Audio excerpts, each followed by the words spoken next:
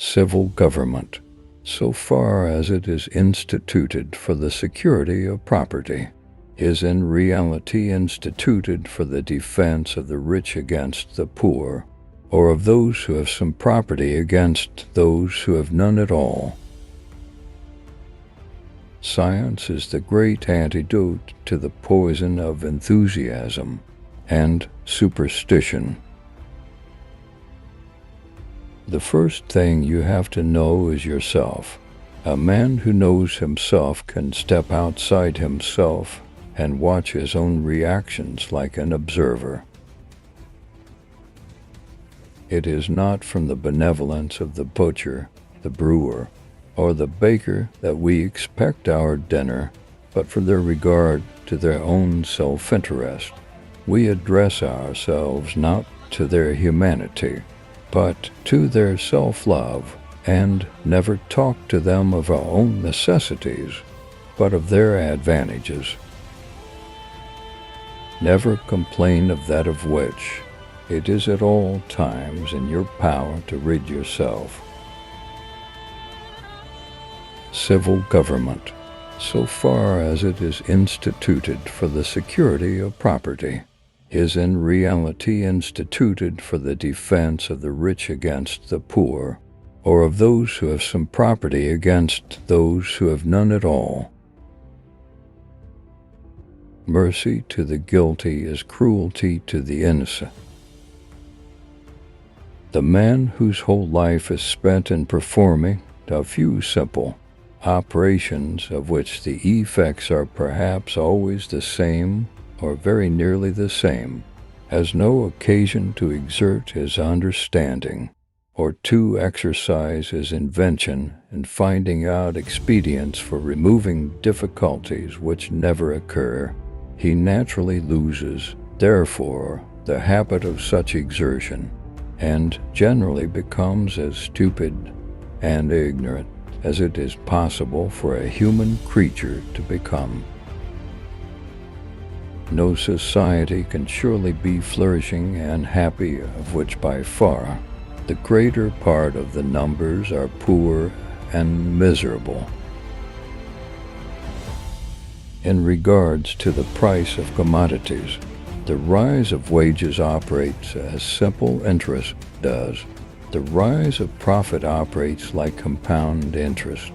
Our merchants and masters complain much of the bad effects of high wages in raising the price and lessening the sale of goods. They say nothing concerning the bad effects of high profits. They are silent with regard to the pernicious effects of their own gains. They complain only of those of other people. People of the same trade seldom meet together, even for merriment and diversion, but the conversation ends in a conspiracy against the public, or in some contrivance to raise prices. It is not very unreasonable that the rich should contribute to the public expense, not only in proportion to their revenue, but something more than in that proportion. Virtue is more to be feared than vice, because its excesses are not subject to the regulation of conscience. Wherever there is great property, there is great inequality. For one very rich man there must be at least 500 poor, and the affluence of the few supposes the indigence of the many. The affluence of the rich excites the indignation of the poor, who are often both driven by want and prompted by envy to invade his possessions. Individual ambition serves the common good. All for ourselves and nothing for other people seems, in every age of the world, to have been the vile maxim of the masters of mankind. Wherever there is great property, there is great inequality.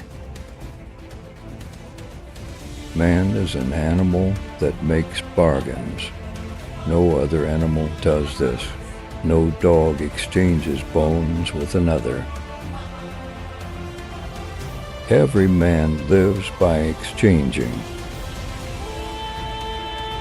How selfish soever man may be supposed, there are evidently some principles in his nature which interest him in the fortune of others and render their happiness necessary to him, though he derives nothing from it except the pleasure of seeing it. The learned ignore the evidence of their senses to preserve the coherence of the ideas of their imagination. It is not from the benevolence of the butcher, the brewer, or the baker that we expect our dinner, but from their regard to their own interest. What is prudence in the conduct of every private family can scarce be folly in that of a great kingdom. The subjects of every state ought to contribute towards the support of the government, as nearly as possible, in proportion to their respective abilities.